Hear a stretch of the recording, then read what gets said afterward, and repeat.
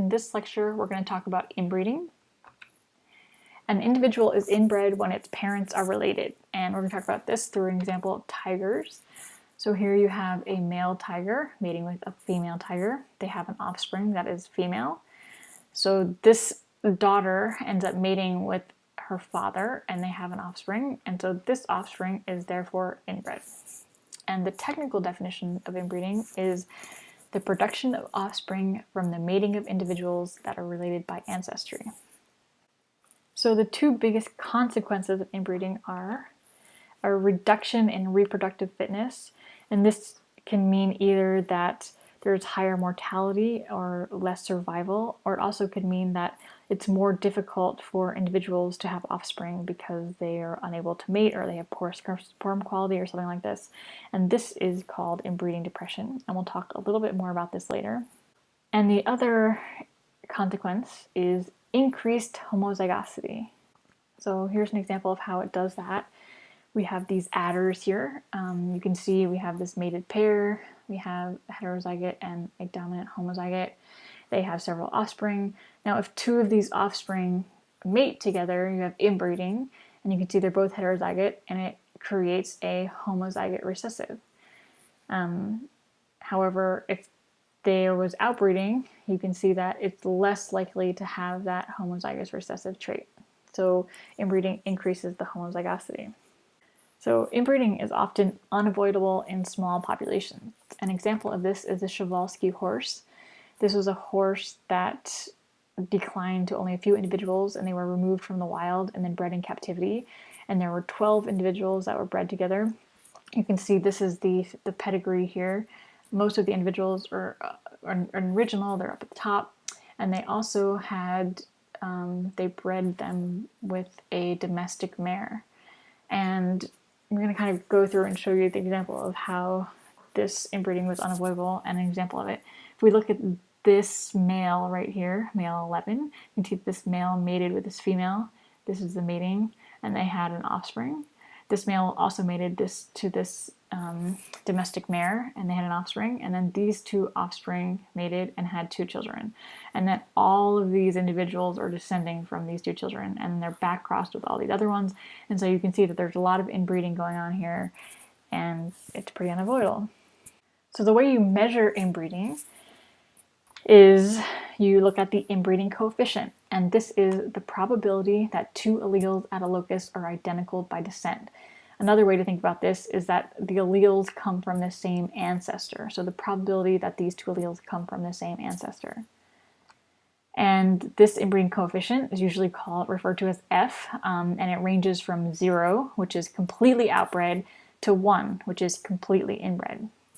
So there are 3 ways that you can measure inbreeding, and we're going to talk about all of these. The first is paths of inheritance, the second is heterozygote deficiency, and the third is relatedness. One of the ways you can measure inbreeding is by the paths of inheritance, and this is done using pedigrees. And so I'm going to talk a little bit about how to read a pedigree. So males are usually represented as squares, and females are circles. And then the lines represent matings and offspring. So these 2 lines indicate these 2 mated, and this line indicates D was the offspring of A and B. So to calculate the inbreeding coefficient, what you do is you count the individuals in the path from one parent through the common ancestor to the other parent, and then you sum each of the common ancestor path. And we'll talk through this. So, and then the equation used is this one down here. So F equals the sum of 1/2 to the nth power. So one other thing I want to mention, that in this case, when we're doing this pedigree and we're looking at this inbreeding coefficient F, we're talking about the inbreeding coefficient of the individual of interest, not of a population, but of the individual. Okay, so how do we do this? The question is, what is the inbreeding coefficient for individual F? Let's figure this out.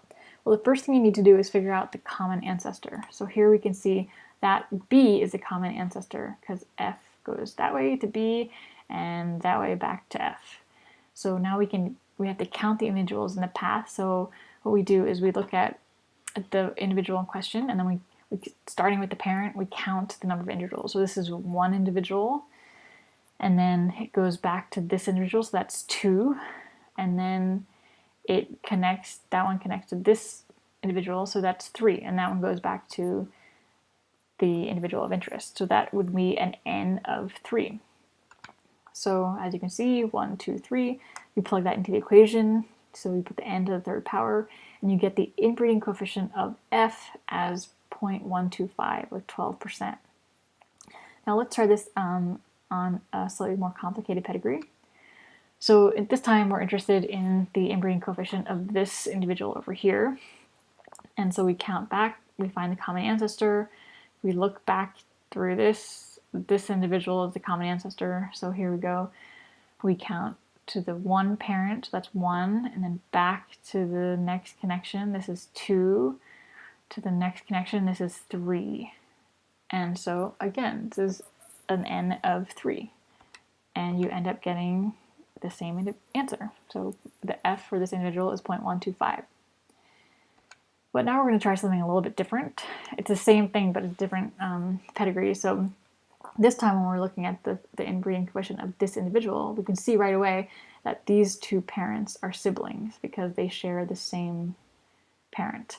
So how you would calculate this is you start here, and then you go back to the parent, that's 1, and then you go to this parent, that's 2, that parent's connected to this individual, that's 3. However, there's another way that these two individuals are connected, and that's through the other parent. So now you have to do that path. So you start here, it's 1. Oh no, you start here, and then this parent is 1, and then you go to the other parent, this one, which is 2, and then you go down here, which is 3. So that means that there is also another n to the third, and you sum these together, and you get an inbreeding coefficient of 0.25. Now, the thing about measuring inbreeding using passive inheritance is that you don't always have a pedigree, especially for wild populations, so you need other tools for measuring inbreeding. So the next way you could measure inbreeding is by looking for heterozygosity deficiency. So you're looking for heterozygote deficiency by comparing the expected heterozygosity under Hardy-Weinberg equilibrium to the observed heterozygosity that you have in a population. And this is the equation that you would use. Here it's FIS, so the terminology has changed a little bit, equals 1 minus the observed heterozygosity divided by the expected heterozygosity. And a note about FIS, so in this case when we're talking about heterozygosity, we're talking about heterozygosity across populations. So FIS is a measure of the inbreeding coefficient across populations, not for individuals like we were doing with the pedigree, but this one's for populations. Okay, so the way that you would do this is you would take your allele frequency. You can see here we have P and Q, big B and little b, and you would calculate the genotype frequency expected under Hardy-Weinberg equilibrium using the Hardy-Weinberg equation. So P squared plus 2PQ plus Q squared, and you can trust me that I've done the math, and that is the genotype frequencies. And then you compare these genotype frequencies with the observed frequency. So you go out into the population and you measure how many heterozygotes, how many homozygotes do we have, and you get the observed frequency. And then you're looking for the difference between the observed and the expected heterozygote. So here you see that the expected heterozygote should be 0.49 or 49% of the population should be heterozygotes, but instead what you actually find in your population is 0.07, so or 7% are heterozygotes. So this indicates that there's a serious heterozygote deficiency and potentially due to inbreeding.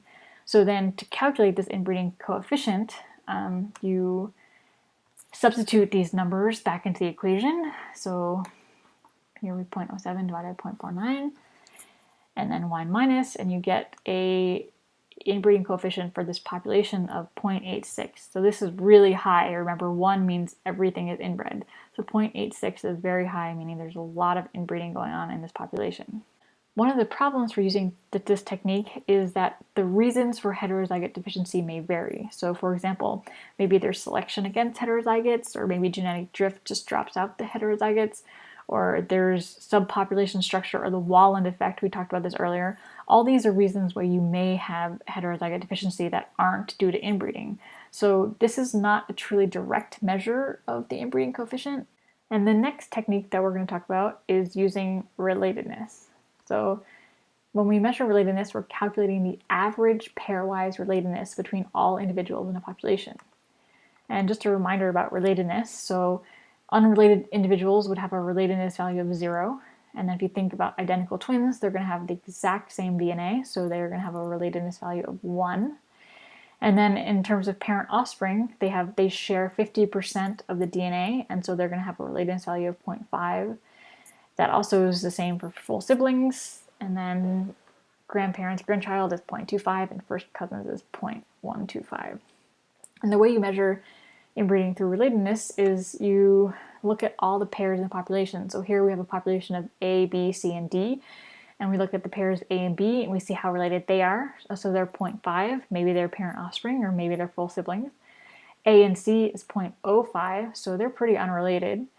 And then A and D is 0.14, so they're somewhat more related. And then you take the average across the whole population, and you get a relatedness of 0.23. And this indicates that in the population as a whole, the relatedness is pretty small, so there's probably not inbreeding going on. So that's how you would measure inbreeding using relatedness. And one of the benefits of this is that it's more direct. You're actually measuring the relatedness of individuals. You're not assuming other things are going on or measuring indirectly. And here's an example of how individuals that are more related share the same alleles. So here we go. This is a study where they measured the relatedness of bears, and they looked at whether or not they shared the same coat color or they did not share the same coat color. And the x-axis is the estimate of relatedness. So as you increase that number, you have more relatedness. And the frequency of estimates is on the y-axis. And you can see here at 0, there's pretty high proportions of those that share the same coat color and those that don't share the same coat color. And this is so at 0, meaning that they're unrelated. When they're unrelated, equal proportions share the same coat color and do not. And as you go up in this relatedness, so as you increase the relatedness, you can see that there's more of these gray bars, meaning that those individuals that are related share the same coat color. So they're sharing traits. And you don't see as many of these black bars with individuals that are related where they don't share the same trait. So now we're going to talk about inbreeding depression. Inbreeding depression is the reduced fitness due to inbreeding. And there have been many studies that have tried to quantify how inbreeding affects different traits, and they have found a number of things. So that inbreeding can affect the number of offspring, it can affect juvenile survival, longevity, mating ability, sperm quantity and quality, maternal ability, competitive ability, developmental time, immune response, and disease resistance. And it should be noted that a lot of these studies have also found that the inbreeding depression is actually greater when they're under more stressful conditions. So, for example, when we look at mammals, there is a 6.9 times higher inbreeding depression in the wild than there is in captivity. And that's likely due because the wild is actually a more stressful environment. So we're going to look at the mechanisms for inbreeding depression. And you can think of this as the ways that increased homozygosity reduces fitness. So how does increased homozygosity reduce fitness? And there's several reasons. One is due to deleterious recessive alleles. So if you have a recessive allele that's deleterious, for example, our condor, where you have the dwarfism, that is lethal, which is a recessive trait, then if there's more homozygosity in a population, then that trait is going to be expressed more, so it reduces the fitness. And these deleterious recessive alleles are removed by purging. So when there's high selection against them, those alleles get removed from the population, and that's called purging. And then the other mechanism is through heterozygote advantage. So when you have heterozygote advantage, that means that the survival of those heterozygotes is higher. But when you have inbreeding, then you have more and more homozygosity. And so you have actually fewer heterozygotes in the population. So the entire population overall is less fit because there's more homozygotes and fewer of those stronger heterozygotes. And I wanted to just mention a couple other things that were related to inbreeding depression that are important. So with inbreeding depression, families, populations, and species differ. So because there's a chance element to inbreeding depression, so if you have a recessive allele just by chance and genetic drift, that if it's a recessive deleterious allele, it may increase in one population and decrease in another population just by chance. And so therefore, those two populations would have different inbreeding depression. So an example of this is the red wolf. So the captive populations of the red wolf do not exhibit inbreeding depression in juvenile survival. So this whole subset of juveniles does not show inbreeding depression, but it does show inbreeding depression in adult survival. So it can vary by different subsets. And inbreeding depression is observed less in species with natural inbreeding. So those species that can self-fertilize, such as most plants and then some animals included like jellyfish, insects, snails, worms, starfish, all of these can self-fertilize. And in these populations, there's a really high selection to remove deleterious alleles or to purge these alleles. And so you generally find less inbreeding depression. Once a population has become inbred, it will remain inbred even if the population size increases. So I can call this akin to something like the zip tie effect. So once you have inbreeding, you kind of close that zip tie, and then if the population experiences additional population reduction, the inbreeding increases, so that zip tie gets smaller, and you can never get back to less and less inbreeding. So once you start inbreeding, you all will always have some amount of inbreeding, even if you have more individuals. Though it's important to note that inbreeding depression itself does not necessarily cause declines in population size. So, for example, when we talked about the northern elephant seal, we've talked about how they were hunted and they went into a bottleneck of 20 to 30 individuals. And then since then, when the hunting stopped, the population recovered to over 175,000 individuals. So the reasons for this is twofold. One, the decline was due to hunting, and that was stopped, so the threat was removed.